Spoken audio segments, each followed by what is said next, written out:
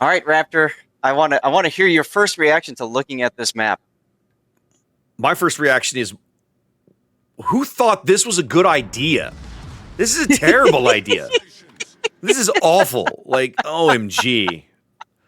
All right. That's right. Y'all are seeing it correct. We got battleships on one side, cruisers in the middle, destroyers on the opposite end. Oh, Go. my God. All right. Well, so as predicted, TWA going back to... Oh, yeah, looks like we're having a restart. Somebody didn't make it, so we'll come back to here for a minute.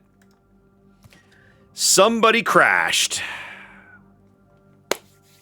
So we saw TWA do basically kind of as we expected, right?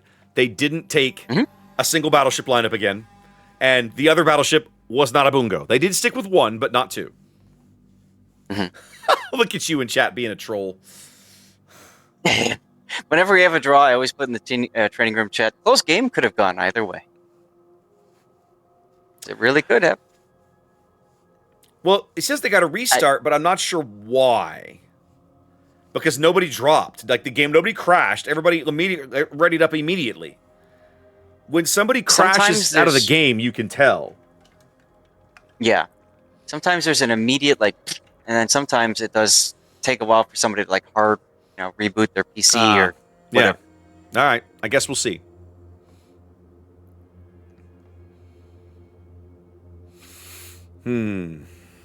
Yeah.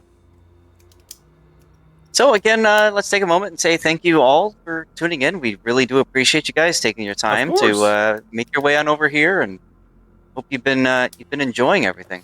Spend your Saturday morning with us. Yes. What could be better than that? Maybe Saturday morning cartoons. That's about it. I mean, I could think of a few things, No, what are you doing? Oh, the question was my opinion on the meme map of Northern Waters. Thank you, Zan. See, I knew somebody was paying attention. Yeah, and I wasn't because you distracted me. So it's your fault. I blame you. Well, we figured out the bands anyway. So my opinion on the map is I really think it's going to be, it's a fresh approach to playing the map. And what it really does is it forces teams to decide, do we go for more traditional prep? You go here, you go there, or you just go with what you got. And I've seen teams mostly doing the traditional, like I've seen battleships go to the other side of the map. I've seen destroyers say, well, screw this, and then go all the way to A. And it causes chaos and pandemonium at the very beginning, which is always fun, in my opinion. Well, in my business, Seth, we have a saying. Chaos is cash. All right, are we there? Was it time? Feels like it's time. It is time. Let's try again. Let's try this one more time. We'll come back to Northern Waters once again to have a peek at TWA versus YYUT here as we head to Game 2. This is that bizarro spawn Zath was telling you guys about. You can see here, battleships spawn on the left, cruisers spawn in the middle, destroyers spawn on the right. I have no idea why this is an okay thing, but that's what we've done. So look over the lineups. Snackman's Libertad, full secondary build. I know you're shocked if you've seen a Libertad in the game in the last couple of years. Silverblade in a Bungo here. Looking pretty solid, like that build. Cruisers in middle. Kaistis is Napoli, going for range and top grade gunner. IKEA's Moskva, unique upgrade and top grade gunner. And then Points Brisbane, sticking with gun reload. That's a gun build Brisbane, not a torpedo build one. 4 destroyers for TWA. Double Marceau, double Ragnar. Viles Marceau going for Razzle Dazzle and gun reload. Forward onto Don's Marceau with the identical build. Sakiko's Ragnar going for gun range and with 4-point skills. And Marcelo Pello's Ragnar built exactly the same way. Talk to me about YYUT's lineup, Seth. Yeah, let's take a look at it. So YYUT on the south has a couple of ships. Looks like they're playing both Sibirs just at A. They're just going to go for it, which is interesting. One Last Kiss with the Sibir, as well as Zek's next. I'm going to guess is it just similar builds, both good enough. Full secondaries. This is the first time I've seen a Puerto Rico, I think, in this tournament, so that's kind of cool. That's Bills. I like it. Yeah. And then they've as I commented before about destroyers, they decided, nope, we're not going to bother with the destroyers at on the 910 line. So they're sending Sentinels Aegis and a Ragnar, and in front of him is Cartilia. Cartithia. Cartithia. I'm just going to call him Bob. Sure. So Bob is currently heading towards the channel with the Marceau. I like that play because it's designed to just yeet out whatever battleship ends up walking into the A cap. We got Seth, It's About Time, in a Petropavlovsk with range, another Petropavlovsk with unique upgrade, that's Bukia, and then another Petropavlovsk, HMS Unicorn, and unique upgrade. When in doubt, just run Petropavlovsk. Yeah. And we got Benkleo in a Ragnar to round out the lineup. And yeah, TWA going for, looks like a more balanced setup here. More of their weight now heading over onto the east side. Well, they seem very content to play all the destroyers and all the cruisers over here where all the cap circles are, leaving the battleships on the left flank to try and just play holding action, I guess. Try to keep the push from happening too quickly. Silverblade's Bungo already starting to take some punishment here.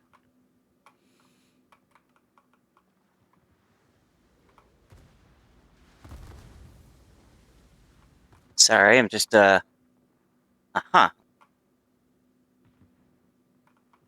Silverblade is Yeah, I mean, he's basically out. It's just a matter of what he can do before he dies. He's in a 5-on-1, right? He's got the Sabir, the Marceau, both Sabirs, the Marceau, the Rico, and the Ragnar all trying to kill him. So he will be dead. And the Petros.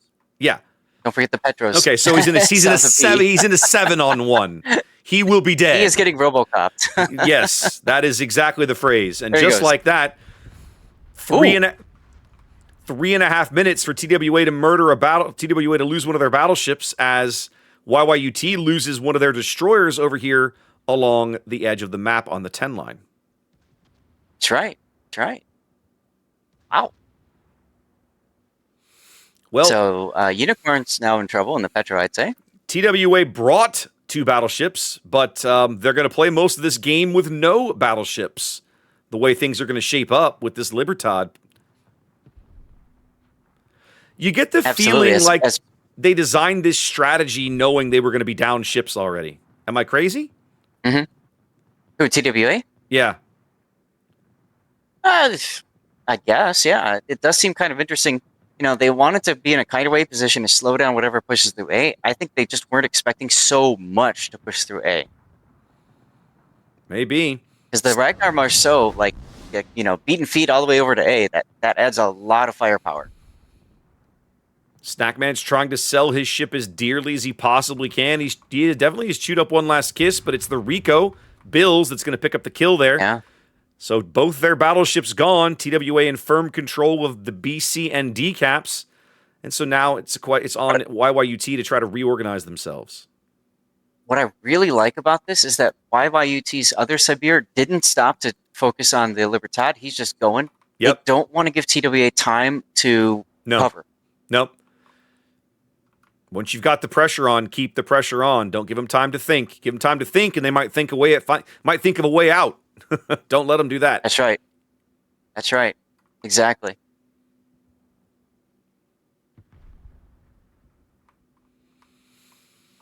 Meanwhile, the Petros continue to chew into whatever destroyer gets spotted on the other side. Mm-hmm. TWA does have 3 cap points, as you mentioned. All the points is where TWA went. Yeah. So.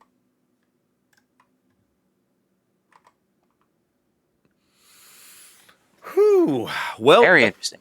TWA with the lead, a ton of pressure on YYUT to not slow down, right? Because they're under 5 minutes here.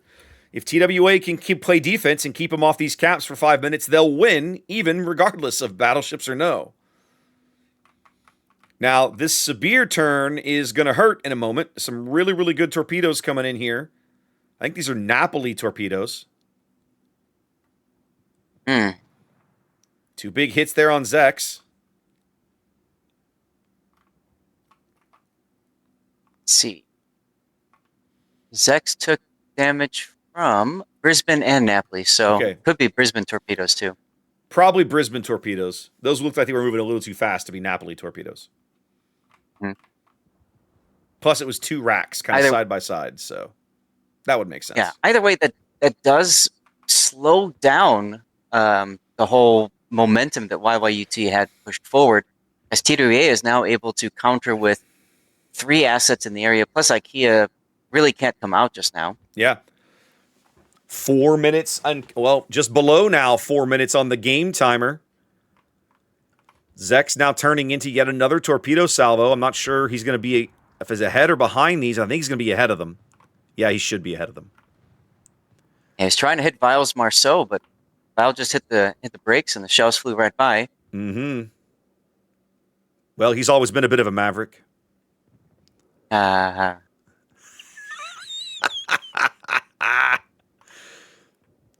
3 minutes and counting for TWA. So you have to wonder, I guess, teams, have they designed these strats knowing they they have to have designed these strats knowing they have to deal with this ridiculous spawn. Mm-hmm. Okay. Yeah, and so YYUT then, of course, says, all right, what have we not seen work so far? Yeah, we're going to make that happen. Right. And I really like that. TWA saying, well, we're just going to do kind of our traditional thing, make it work, and, they're still in it because they've got 3 of the caps. Right. All right. Finally, on the bottom end of B, YYUT is ready to begin to break the stranglehold on TWA's board control. They've got both Sentinel's Aegis and Seth's Petro to get in here and try and start flipping this B cap. Look at how far back these 3 destroyers are. 2 Ragnars and the Marceau for TWA. They're literally on the border. I get the sense they might be, they're kind of trying to draw these guys into a bad position a little bit intentionally. Doesn't seem to be working, though. YYUT is declining it. The other thing is that the Petros got such really good gun arcs that you almost need to have that extreme range so you can try to dodge all the incoming fire.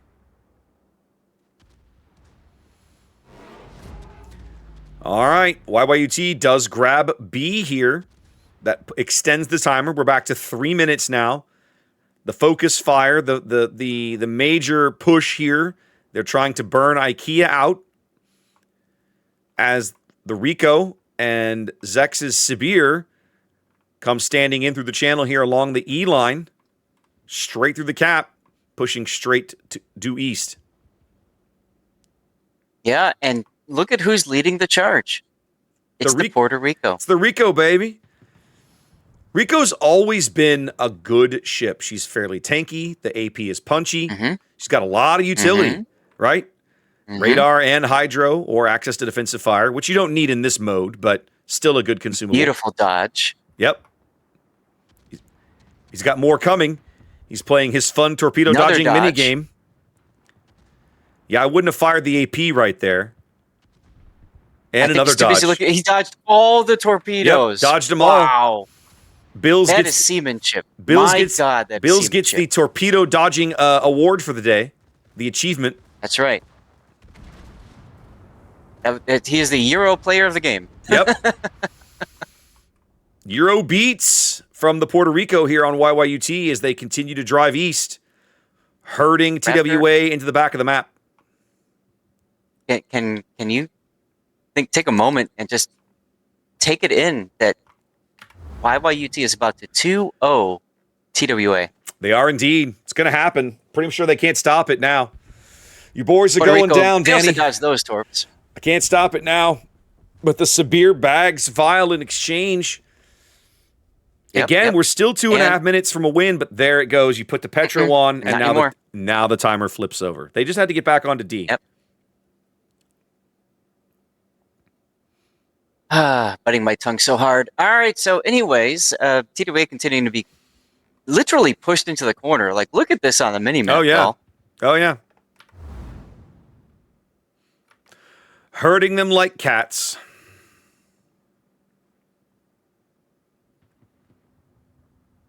This is the benefit of having both your battleships still on the board, you know? But there's Sibirs. Like, this is... I kid you not, this is like the first time that I've seen a team with 2 Sibirs actually win. That bad, huh? Well, yeah, you know, the problem with Sibir is it's so easy to farm it out because of how the heal works. Limited, yeah.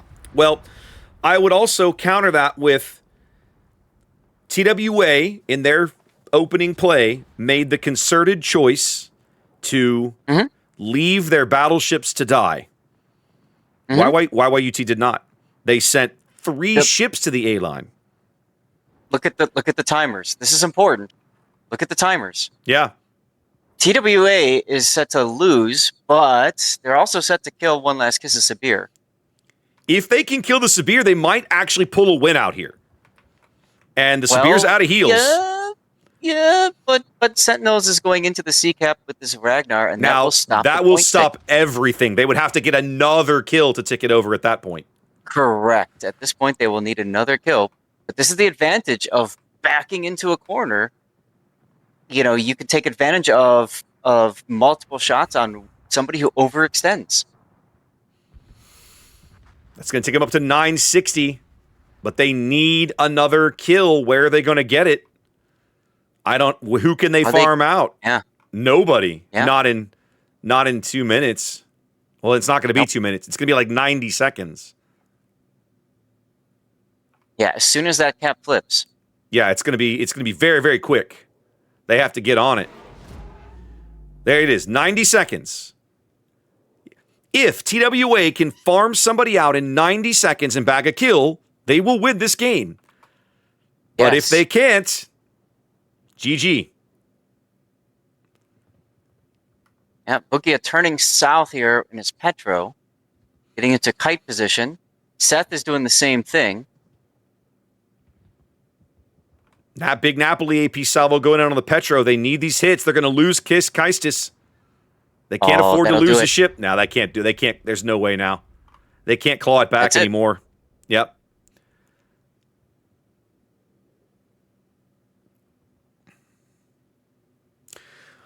Well, YYUT looks pretty convincingly good right now, Zath. You know, I was fixing to say the same thing in the in between. All due respect to TWA. Oh yeah, I'm gonna put the score up now because it saves us some time because we might need to do some scrambling. We'll be fine.